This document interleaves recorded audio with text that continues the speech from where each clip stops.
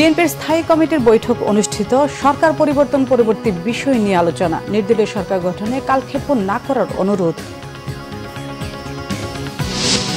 Curfew প্রত্যাহার করে খুলে দেওয়া হয়েছে শিক্ষা প্রতিষ্ঠান। দুদিনের ছুটি বাতিল করে কাজকর্ম শুরু অফিস আদালতে।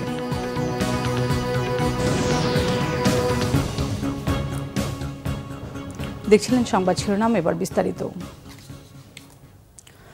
15 বছরের গণতন্ত্রহীনতার শৃঙ্খল ভাঙল জনতা। রাজধানীর সকল প্রবেশমুখ থেকে জনস্রোতের গন্তব্য রাজধানীর প্রাণকেন্দ্র আন্দোলন সংগ্রামের আতুরঘর শাহবাগে। কোটা সংস্কার আন্দোলন থেকে সরকার পতনের এক দফা আন্দোলন, অবশেষে জনতার স্রোতের মুখে সরকারের পদত্যাগ। প্রমাণিত হলো জনতার কাছে সব শক্তি তুচ্ছ। প্রধানমন্ত্রীর পদ থেকে পদত্যাগ করে শেখ হাসিনা দেশ ছেড়ে যাওয়ার খবরে উচ্ছ্বসিত জনতার ঢল নেমে আসে রাজপথে। মুহিবুল্লাহ মুহিবের রিপোর্টে ক্যামেরায় ছিলেন মোহাম্মদ সেলিম। বৈষম্য বিরোধী ছাত্র আন্দোলন ঘোষিত মার্চ টু ঢাকা কর্মসূচি। কারফিউ ভেঙে জনতার এমন ঢল অতীতে কখনো দেখেনি বাংলাদেশ। ঘন্টার পর ঘন্টা চলে গেলেও টঙ্গী থেকে আসা জনস্রোত যেন ফুরোয় না। ছাত্র আন্দোলন পরিণত হয় জনসমুদ্রে। প্রাইমারি স্কুল থেকে শুরু করে বিশ্ববিদ্যালয়ের শিক্ষার্থী, যুবক কিংবা বৃদ্ধ, নারী কিংবা পুরুষ, সবাই মিলে সরকার পতন আন্দোলনের মিছিলে। সবার বুকেই আত্মবিশ্বাস।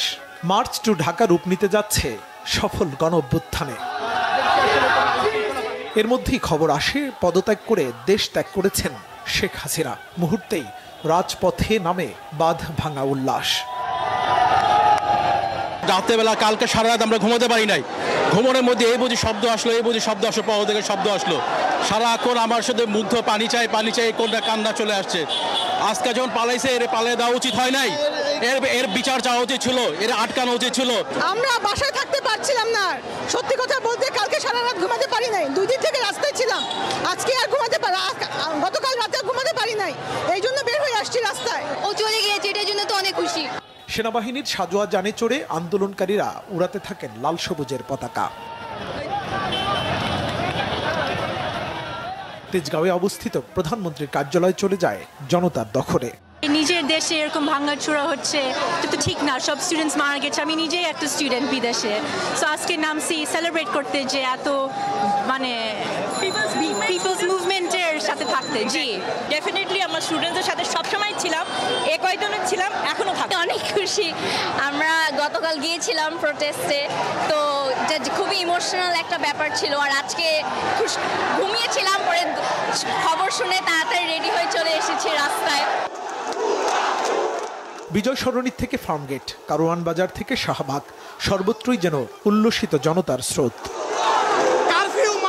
কোটা আন্দোলন থেকে গণ অভ্যুত্থান, অতঃপর আওয়ামী লীগের পতন। রাজনীতিবিদদের শিখিয়ে গেল জনতার শক্তির কাছে সব শক্তি তুচ্ছ।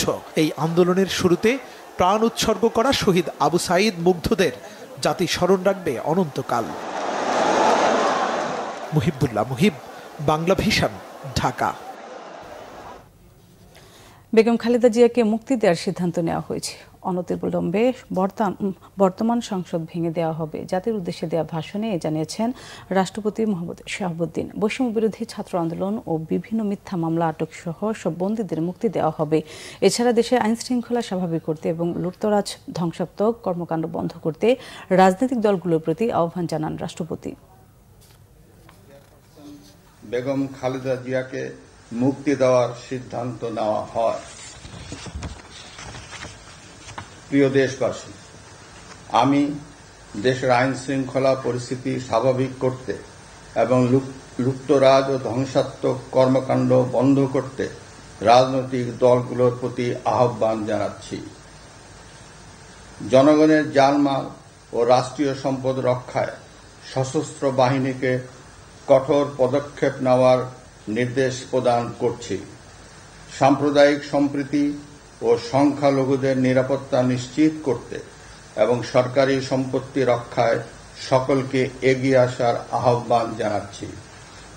দেশের অর্থনীতি, প্রশাসন ও শিল্প কলকারখানা চালু রাখার লক্ষ্যে সকলকে কার্যকর ভূমিকা রাখার আহ্বান জানাই।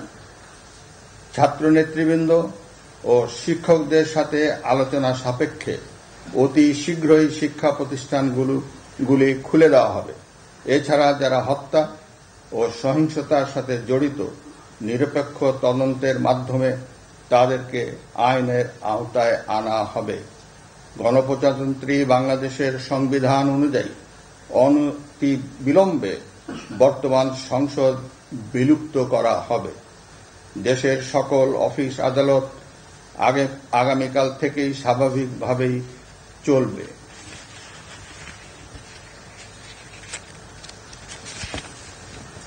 প্রিয় দেশবাসী, আসুন আমরা দেশকে বাঁচাতে একযোগে কাজ করি।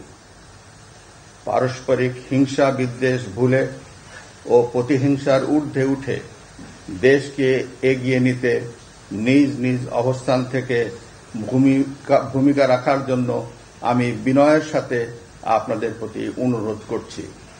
একটি সুন্দর ও সোনালী ভবিষ্যতের প্রত্যাশায় আমরা এগিয়ে যাব ইনশাআল্লাহ।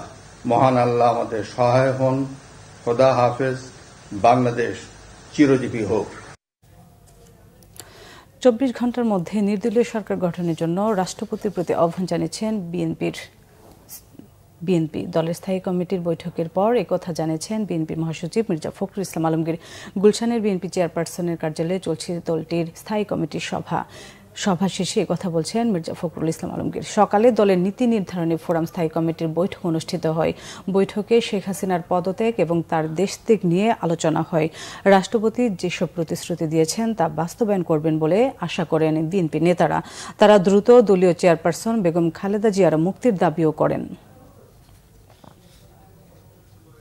কয়েকদিনের উত্তেজনা শেষে রাজধানীতে মানুষের মনে স্বস্তি ফিরতে শুরু করেছে।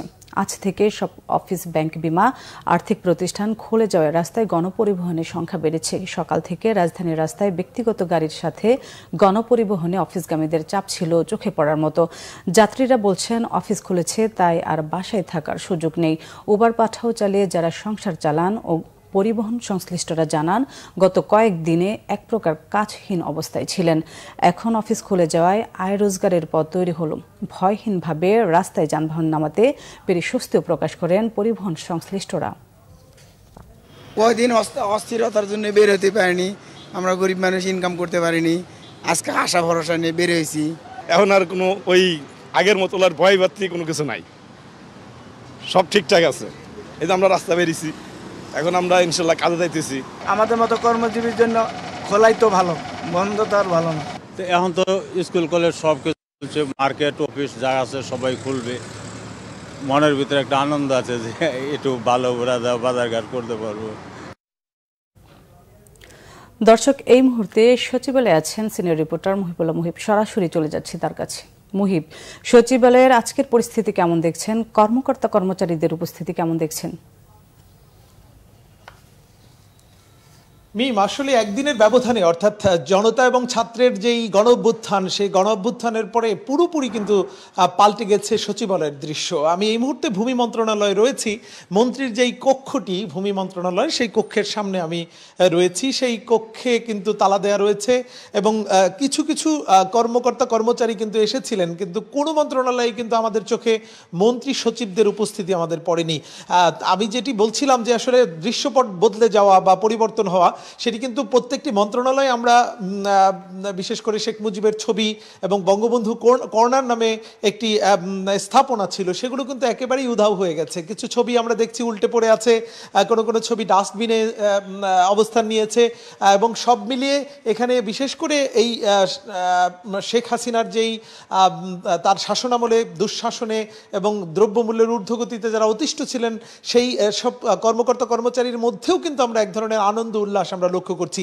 তবে বিশেষ করে সুবিধাভোগী যারা আওয়ামী লীগ সরকারের আমলে নানান সুবিধা নিয়েছেন, সেই সব মানুষের মুখে কিন্তু আসলে হাসি নেই। তারা অনেকটা মানে গোমরা হয়েই অফিসে এসেছেন দুই একজন, যদি বলতে চাই। এবং সব মিলিয়ে প্রত্যেকটি মন্ত্রণালয়ে কিছু কিছু মানুষ যেহেতু এসেছিলেন, কিন্তু বাইরে অগ্নিসংযোগের ঘটনা ঘটার পরেই কিন্তু সবাই কিছুক্ষণ আগে বেরিয়ে গেছেন। ঠিক আমরা ত্রাণ মন্ত্রণালয়ে গিয়েছিলাম, তার আগে কৃষি মন্ত্রণালয়ে গিয়েছিলাম। সব মন্ত্রণালয়ে কিন্তু দৃশ্য অনেকটাই একই রকমের। অর্থাৎ এখানকার যে কর্মকর্তা কর্মচারী, তাদের মধ্যে এক ধরনের উৎকণ্ঠা রয়েছে, এক ধরনের আতঙ্ক রয়েছে। তো এই ছিল আমার কাছে সচিবালয়ে সার্বিক পরিস্থিতির তথ্য। মিম, ধন্যবাদ মুহিব। এই ছিল এখনকার মতো। পরের সংবাদ দুপুর 2টায়, তার আগে একটাই রয়েছে নিউজ টপ 10 দেখার আমন্ত্রণ রইল। এছাড়া বাংলা ভিশন সংবাদ ও সংবাদ সংশ্লিষ্ট অনুষ্ঠান দেখতে ভিজিট করুন www.bpnews24.com ও facebook.com/banglavisionnews এবং সাবস্ক্রাইব করুন youtube.com/banglavisionnews। এতক্ষণ সাথে থাকার জন্য ধন্যবাদ।